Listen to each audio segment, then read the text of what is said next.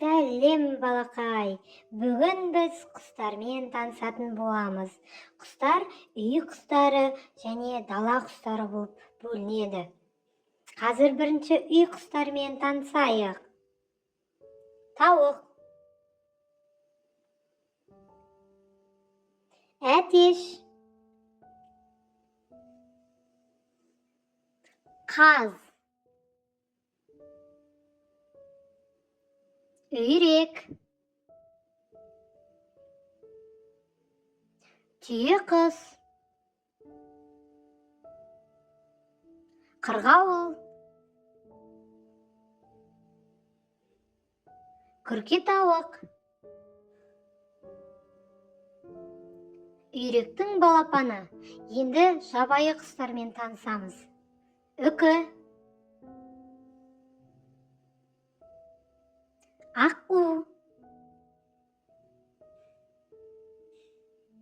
қыран,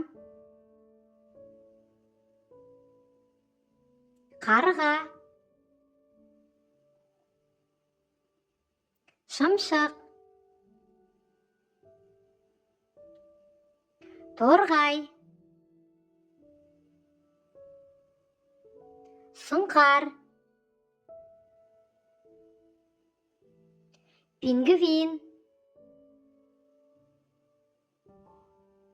тотықұс, көгершін, қоқиқаз, құтан,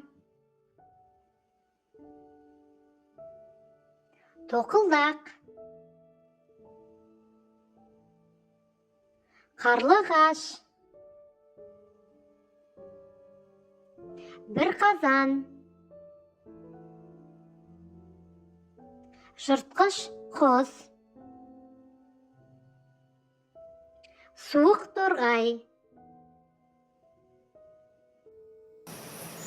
Енді құстардың даусымен танысайық.